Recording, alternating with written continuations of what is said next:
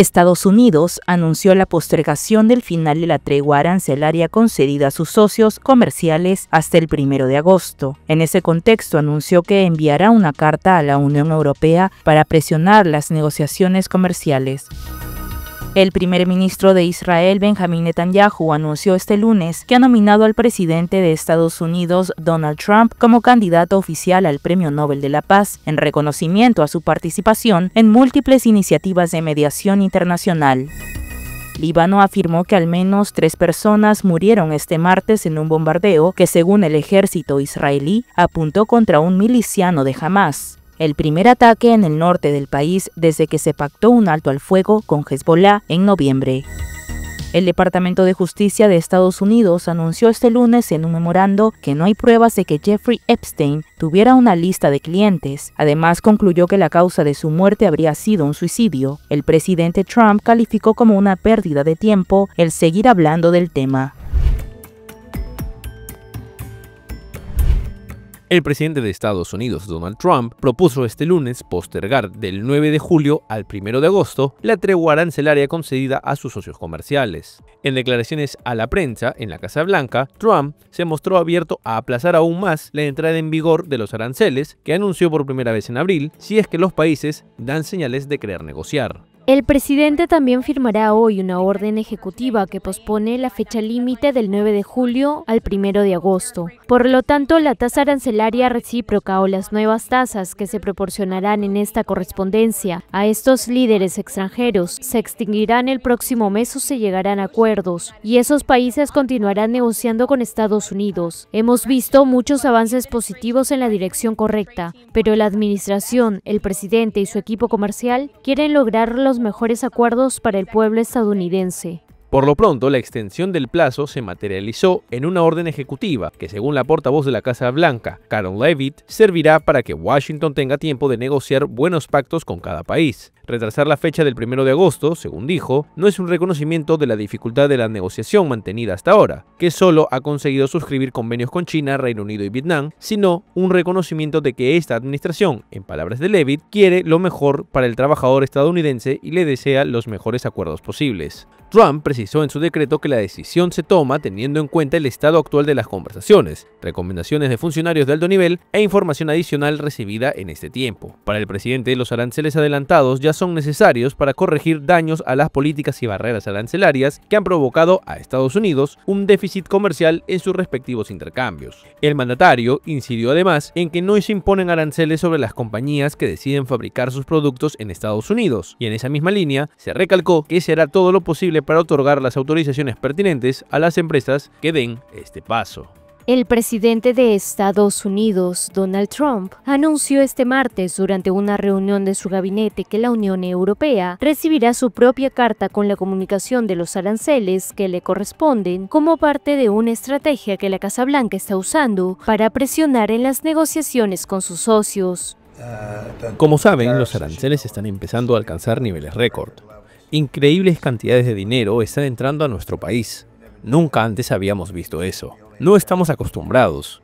Solo tenemos aranceles de salida. Solo nos adherimos a las reglas de otras naciones, que nos cobran aranceles enormes porque fuimos dirigidos por gente estúpida o sin sentido comercial. Trump también aprovechó el turno de las preguntas de la prensa durante esa junta con los miembros de su gobierno para comunicar que un arancel del 50% está al caer para las importaciones de cobre. Vamos a anunciar aranceles a productos farmacéuticos, chips y un par de cosas más. Ya saben, aranceles importantes. Ya saben, el acero tiene el 50% de arancel, el aluminio tiene un 50%. Acaba de salir la madera, hoy el cobre. Por otro lado, la secretaria del Departamento de Agricultura de Estados Unidos, Brooke Rollins, prohibirá además la venta de tierras agrícolas a compradores chinos y de otros países a los que el gobierno estadounidense considere enemigos. Esto tras alegar amenazas a la seguridad nacional y alimentaria para justificar ese veto que extendió a otros países, como Rusia e Irán. En su mensaje, Trump también promete que enviará hoy, mañana y durante el próximo periodo nuevas cartas a sus socios comerciales, como las mandadas este lunes. Todas esas cartas eran muy parecidas entre sí y coincidían en invitar a esos socios comerciales a participar de la extraordinaria economía estadounidense, siempre que se avengan a dejar atrás los déficits comerciales provocados por los aranceles y las barreras regulatorias no arancelarias y de comercio que añadían las cartas. Desafortunadamente, están lejos de ser recíprocos. Trump también les advertía en ellas que si deciden responder con gravámenes a los productos estadounidenses, Washington les impondrá una tasa adicional de esa misma cuantía, que se sumará a los porcentajes impuestos este lunes. El anuncio provocó inmediatamente la caída de los mercados sensibles, también a la incertidumbre que gobierna las decisiones económicas de Donald Trump. El presidente de Estados Unidos, Donald Trump, envió el lunes las primeras cartas anunciando nuevos aranceles a los países con los que no avanzan acuerdos comerciales. En sus dos primeras misivas, prácticamente idénticas enviadas a Japón y Corea del Sur, señaló que los nuevos aranceles con tasas adicionales del 25% entrarán en vigor el 1 de agosto. En el caso de Corea del Sur, se trata de la misma tasa que Trump había anunciado en abril, mientras que para Japón se eleva ligeramente desde el 24% previsto inicialmente por el mandatario republicano. Inicialmente estaba previsto que los nuevos aranceles entraran en vigor el 9 de julio, pero el plazo ha sido extendido ahora hasta el 1 de agosto. La tasa de arancel recíproco o estas nuevas tarifas que se proporcionarán en esta correspondencia a estos líderes extranjeros estarán saliendo por la puerta dentro del próximo mes o se harán acuerdos y esos países seguirán negociando con Estados Unidos. Hemos visto muchos desarrollos positivos en la dirección correcta, pero la administración, el presidente y su equipo comercial quieren lograr los mejores acuerdos para el pueblo estadounidense. Trump había adelantado que enviaría el lunes un primer lote de cartas a 15 socios comerciales, en las que recuerda la necesidad de sellar un pacto para evitar esos gravámenes.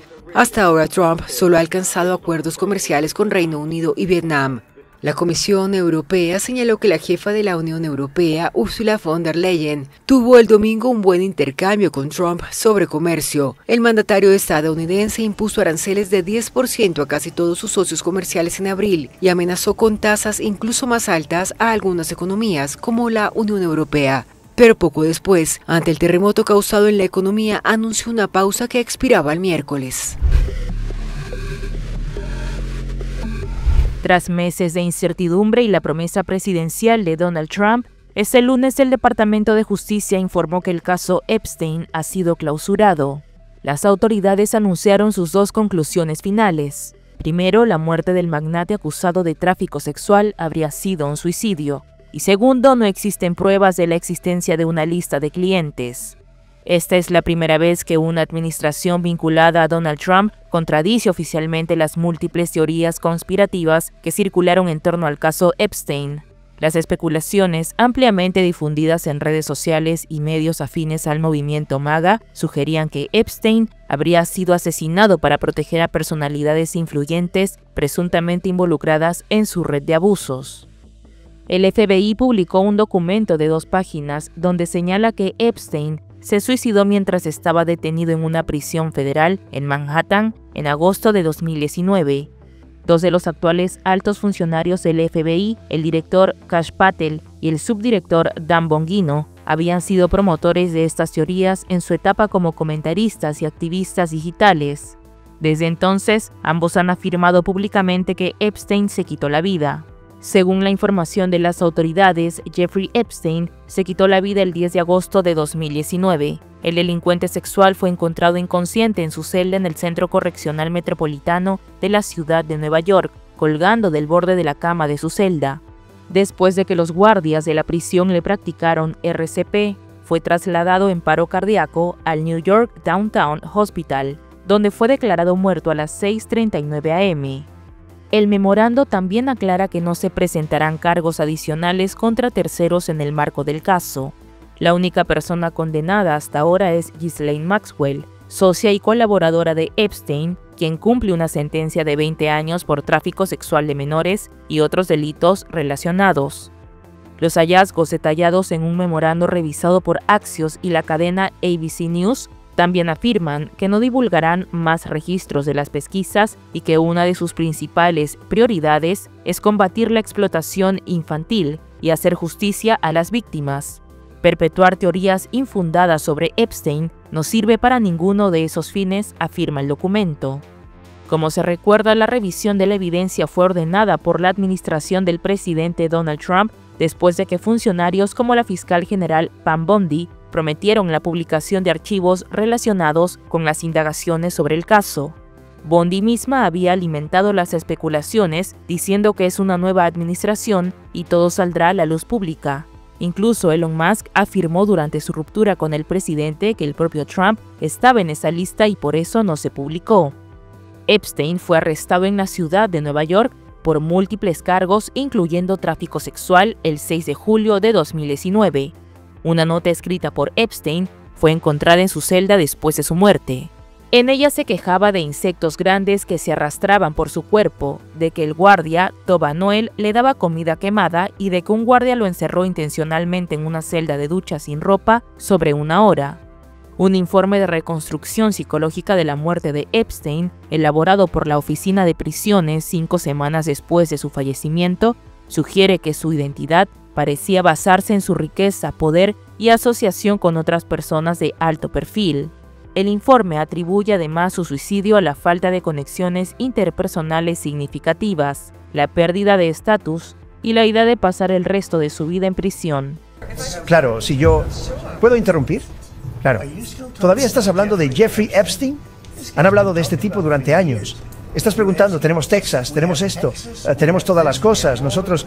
¿Y la gente todavía habla de este tipo desagradable?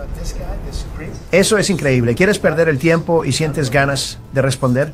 A mí no me importa responder preguntas. Quiero decir, no puedo creer que estés haciendo una pregunta sobre Epstein en un momento como este, cuando estamos teniendo algunos de los mayores éxitos y también tragedia con lo que ocurrió en Texas.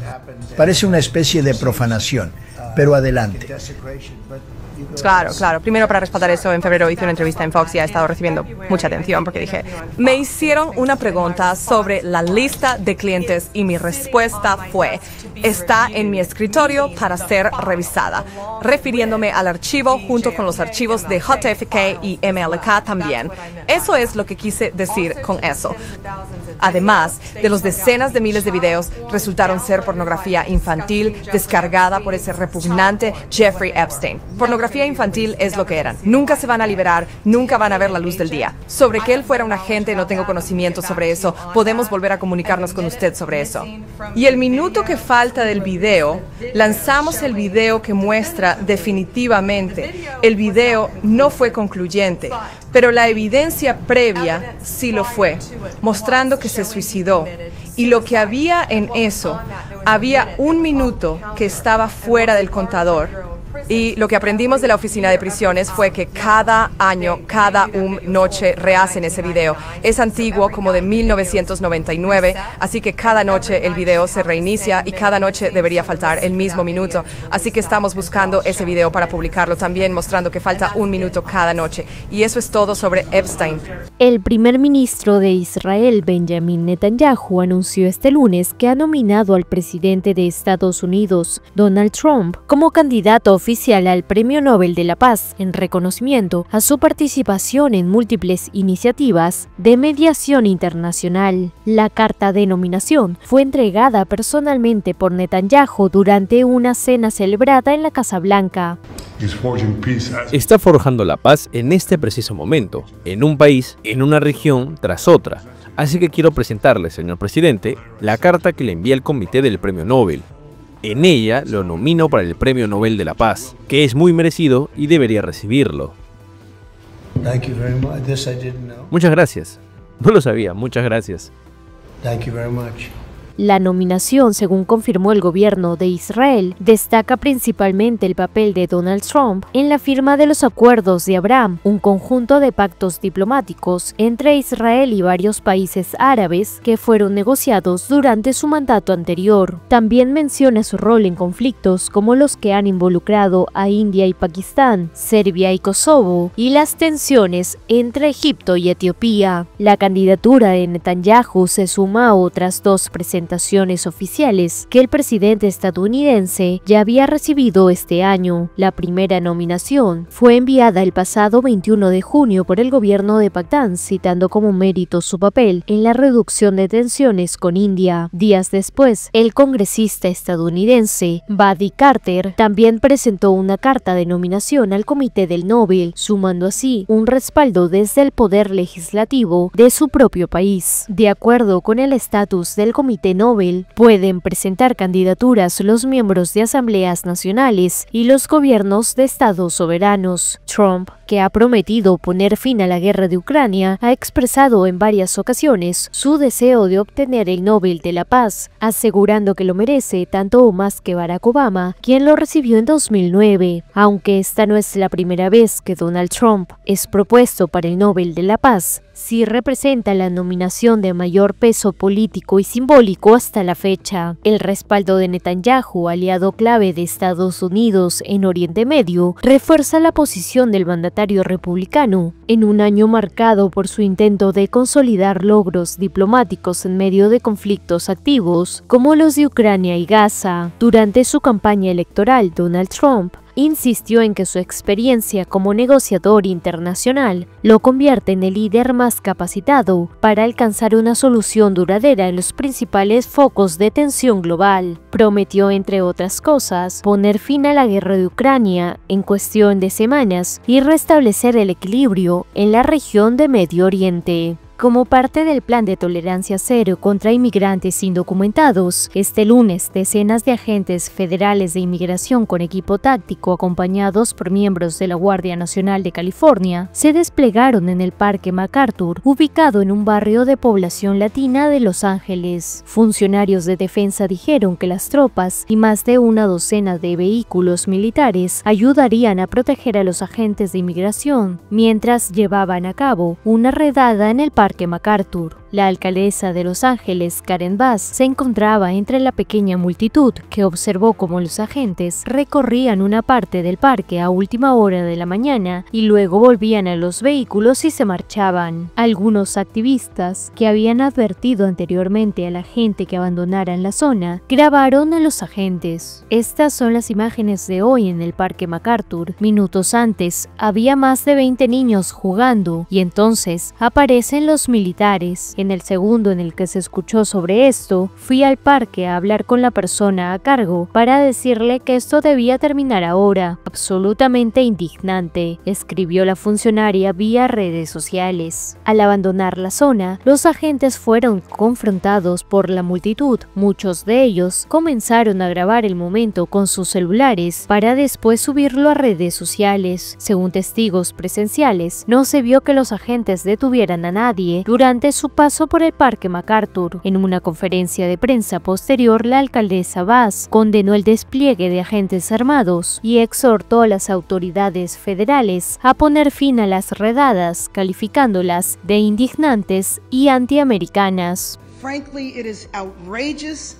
Francamente, es indignante y antiamericano que tengamos vehículos armados federales en nuestros parques cuando no hay actividad allí. Es indignante y antiamericano que el gobierno federal haya confiscado a la Guardia Nacional de nuestro estado. Es indignante y antiamericano que tengamos Marines estadounidenses desplegados en nuestra ciudad estadounidense, entrenados para matar soldados extranjeros en el extranjero.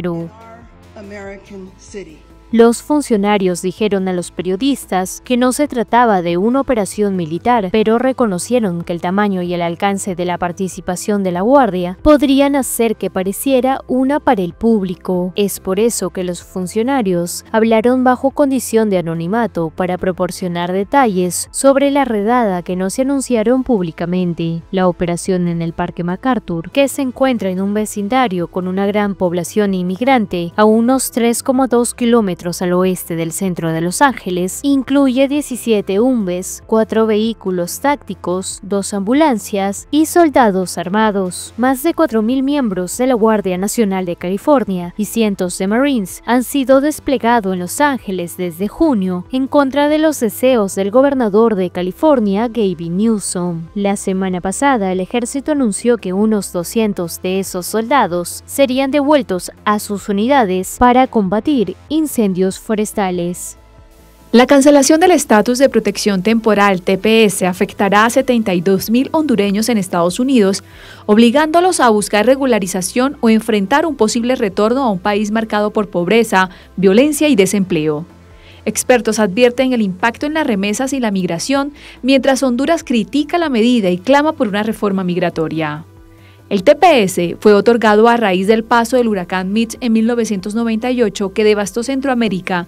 Sin embargo, la administración de Donald Trump ha considerado que ya no existen las condiciones que justificaron esa protección humanitaria, por lo que decidió cancelarla para unos 72.000 hondureños y 4.000 nicaragüenses.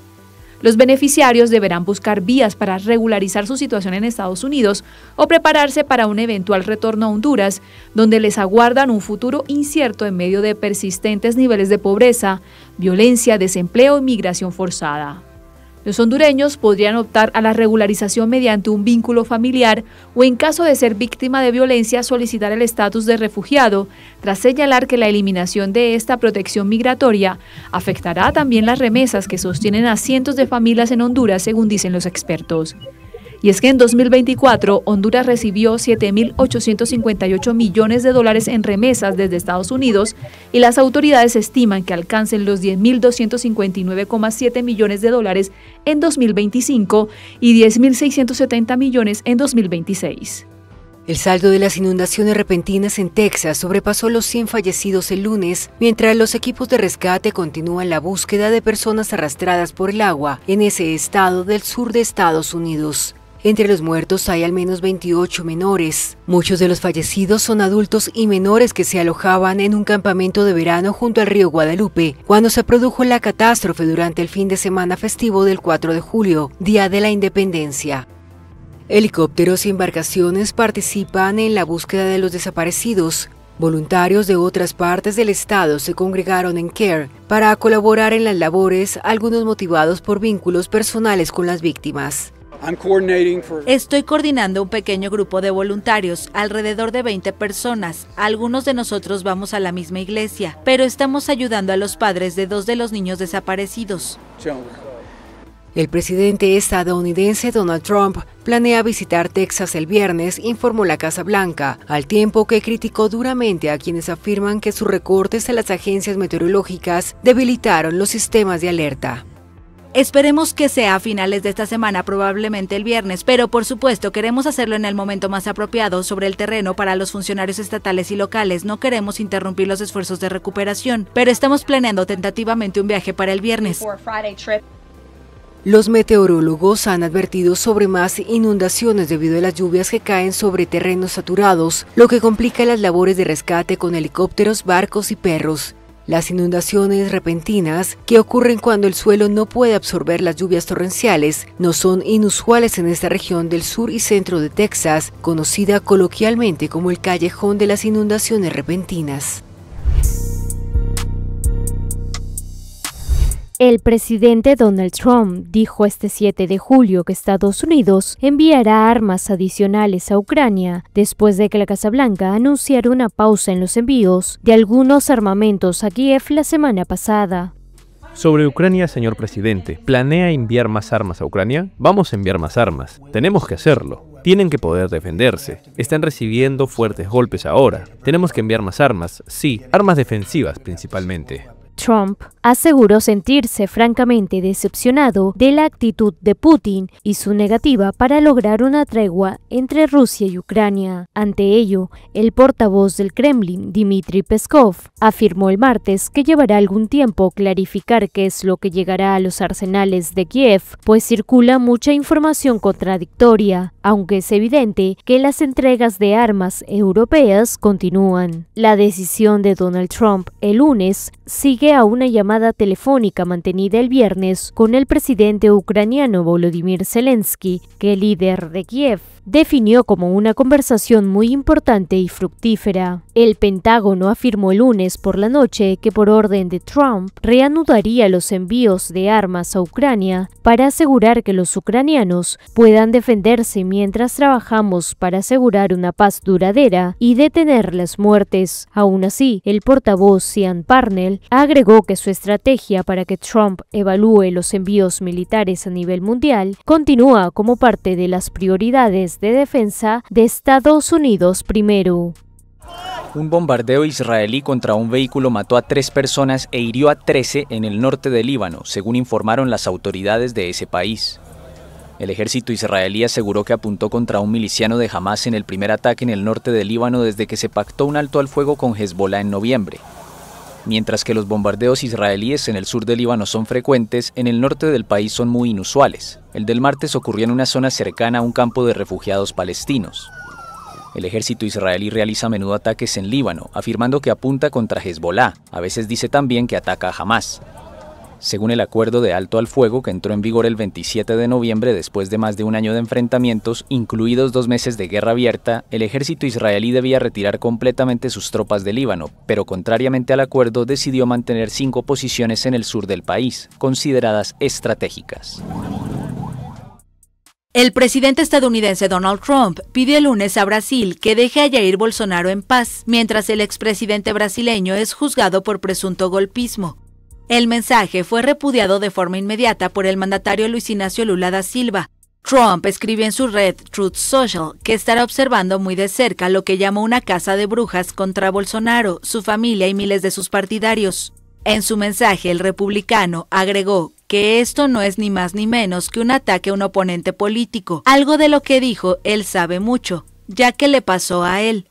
Bolsonaro podría ser condenado a prisión por la Corte Suprema por un supuesto intento de impedir la asunción de su rival Lula tras las elecciones de 2022. En una nota oficial, Lula rechazó de plano las palabras del estadounidense, recordó la soberanía de Brasil y rechazó cualquier interferencia o tutela de quien quiera que sea. Este país tiene leyes, este país tiene reglas y este país tiene un dueño llamado el pueblo brasileño. Por lo tanto, tengan una opinión sobre su vida y no sobre la nuestra. Bolsonaro, de 70 años, celebró el apoyo del estadounidense. El expresidente suele afirmar que Trump es su amigo y que ambos han sido víctimas de persecución judicial. Bolsonaro y 7 ex colaboradores podrían enfrentar hasta 40 años de cárcel si fueran hallados culpables en el juicio ante la Corte Suprema. La fiscalía afirma que el plan golpista se frustró por falta de apoyo de las Fuerzas Armadas. El líder de la derecha brasileña está inhabilitado electoralmente hasta 2030 por haber cuestionado sin pruebas la fiabilidad del sistema electoral, pero insiste en que quiere postularse en las presidenciales de 2026. A las que Lula también aspira a presentarse como candidato de la izquierda. La Corte Penal Internacional emitió órdenes de arresto contra 2 dirigentes talibanes de alto rango en Afganistán. El tribunal con sede en La Haya afirmó el miércoles que existen motivos fundados para sospechar que el líder supremo Haibatullah Akhundzada y el presidente de la Corte Suprema Abdul Hakim Haqqani cometieron el crimen de lesa humanidad de persecución por motivos de género. Según los jueces, privaron gravemente a niñas y mujeres de los derechos a la educación, privacidad y vida familiar, y de las libertades de movimiento, expresión, pensamiento, conciencia y religión. Además, consideraron que se apuntó a otras personas porque algunas expresiones de sexualidad y o identidad de género fueron consideradas incompatibles con la política de género de los talibanes. Los presuntos delitos se habrían cometido desde el 15 de agosto de 2021, cuando los talibanes tomaron el poder, y continuaron al menos hasta el 20 de enero de este año. La Corte Penal Internacional, competente en crímenes de guerra y de lesa humanidad, no dispone de su propia fuerza policial, por lo que depende de la buena voluntad de sus 125 países miembros para ejecutar las órdenes de arresto. En teoría, esto significa que una persona sobre la que pesa una orden de arresto del tribunal no puede viajar a ninguno de sus estados miembros, so pena de ser detenido. Incendio forestal en el noreste de España. Unas 18.000 personas fueron confinadas preventivamente por un foco que ha quemado cerca de 3.000 hectáreas cerca de Tarragona, en la región de Cataluña. Los bomberos, que batallaban contra las llamas desde el lunes, calificaron el incendio de muy difícil, marcado por el fuerte viento y la difícil orografía. Desde hace varios días, España enfrenta temperaturas sofocantes que han secado los suelos y aumentado el peligro de incendios. Mientras tanto, en el sur de Francia, otro incendio arrasó más de 2.000 hectáreas de bosque en los alrededores de Narbona y obligó a evacuar a los habitantes de la zona. Según un funcionario de la Agencia Meteorológica Nacional, las llamas se propagaron rápidamente la tarde del lunes en una propiedad vitícola, por razones que aún se desconocen. Estamos en condiciones extremas y el riesgo de un brote sigue siendo alto, al igual que el peligro de que se propague. Muchas personas quedaron atrapadas en la autopista A9, que une Francia con España. Algunas pasaron la noche en sus automóviles y unas 150 estaban alojadas en un recinto ferial de Narbona o en gimnasios de pueblos cercanos. La Guardia Civil Española anunció el martes avances en la investigación sobre el accidente que terminó con la vida del futbolista Diogo Jota y su hermano. Las pesquisas que siguen en marcha han analizado las marcas dejadas por el vehículo, un Lamborghini según los medios portugueses, y han mostrado que todo apunta a un exceso elevado de velocidad. Las pruebas realizadas por el momento sugieren que el conductor era el delantero portugués del Liverpool. Diogo Jota y su hermano André, también futbolista, fallecieron la madrugada del miércoles al jueves en una autovía de la provincia de Zamora, en el noroeste de España. El auto en el que viajaban se salió de la carretera antes de incendiarse. Los investigadores hablaron en un primer momento de un posible reventón de un neumático cuando el automóvil estaba realizando un adelantamiento.